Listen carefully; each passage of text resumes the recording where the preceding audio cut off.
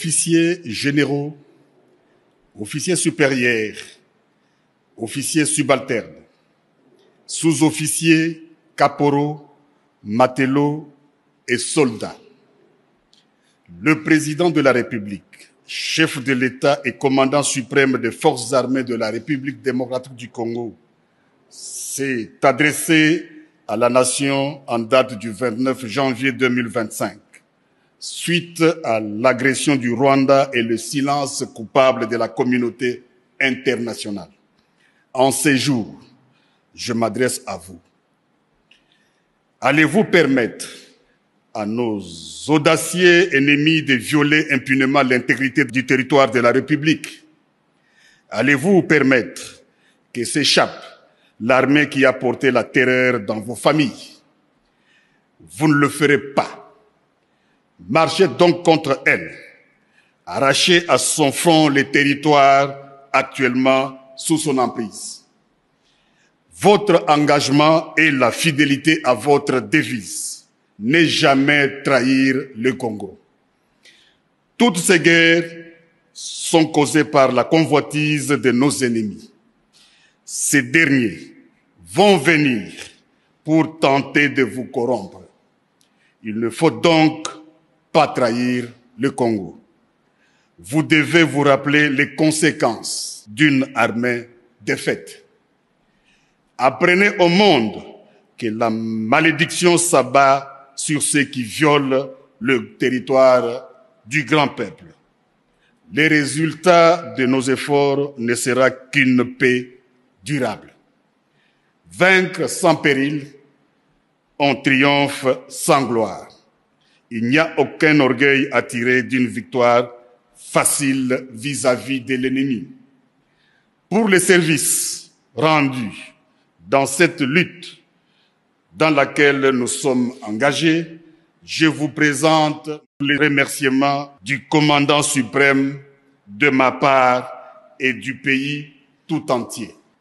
Ce n'est pas seulement pour aujourd'hui, mais pour tous les temps à venir que nous devons perpétuer pour les enfants de nos enfants, cette grande et libre nation dont nous avons bénéficié toute notre vie. Je vous prie de vous souvenir, non seulement pour moi, mais aussi pour vous, que la nation vaut la peine que l'on se batte pour elle, pour s'assurer un tel joyau inestimable qu'est la République démocratique du Congo. Nous avons devant nous une épreuve de plus pénible, de nombreux et longs mois de lutte et de souffrance. Vous vous demandez quelle est notre politique. Je veux le dire ici.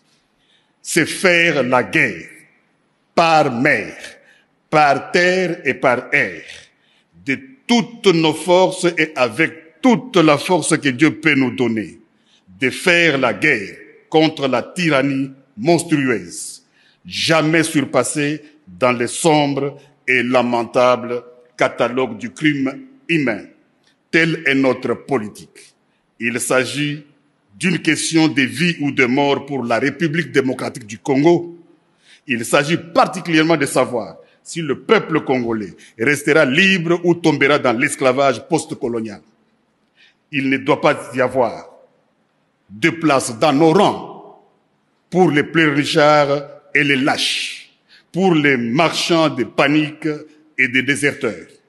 Notre peuple ne doit connaître aucune peur au combat et doit se joindre de manière désintéressée à notre guerre patriotique de libération, notre guerre contre les asservisseurs fascistes. Dans la situation actuelle, la crédibilité de notre armée est essentielle. C'est pourquoi vous devez assumer sans faiblesse votre mission constitutionnelle. Défendre les frontières de la République démocratique du Congo contre toutes les menaces, d'où qu'elles viennent. Vous devez donc faire face aux menaces qui se présenteront dans tous les domaines de conflictualité. Chacun d'entre vous doit se sentir concerné par cette mission. Ici, nous restons debout et nous nous battrons. Il n'y aura pas d'autre retrait. Il n'y aura pas d'autre retrait. J'ai ordonné donc que tous les plans et instructions concernant un prétendu dialogue avec les terroristes du M23, supplétifs de l'armée rwandaise, soient complètement brûlés, et ce, immédiatement. Nous allons rester ici au Congo et nous battre. Si nous ne pouvons pas rester vivants ici, alors restons ici morts. Vous êtes sur le point de vous embarquer dans la grande croisade, vers laquelle nous avons lutté pendant de nombreuses années. Les yeux du monde entier sont braqués sur vous.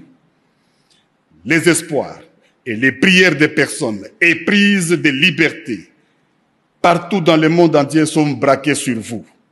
En compagnie de nos courageux alliés et frères d'armes sur d'autres fronts, vous parviendrez à la destruction de la machine de guerre rwandaise, à l'élimination de la tyrannie rwandaise sur le peuple opprimé d'Afrique et à la sécurité pour nous-mêmes dans un monde libre.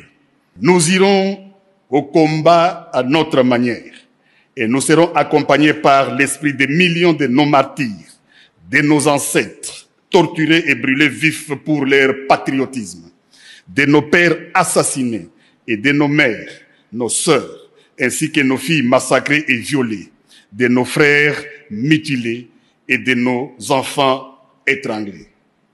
Et dans cette bataille, nous briserons l'ennemi et apporterons le salut à notre peuple, éprouvé dans la fournaise de la persécution, assoiffé seulement de la liberté, des droitures et de justice.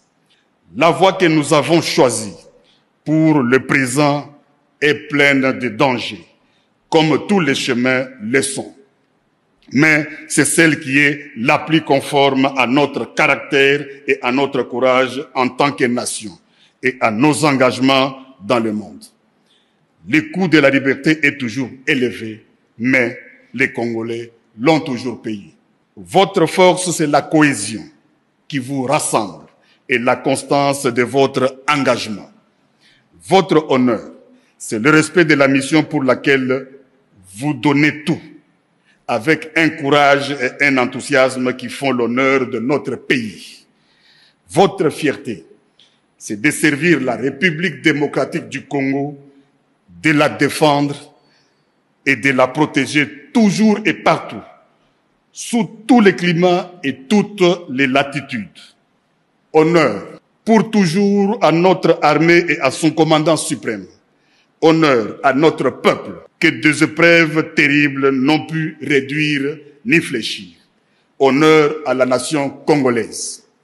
Honneur aux nations de la SADC, qui ont mêlé leur sang à notre sang, leur peine à nos peines, leur espérance à notre espérance.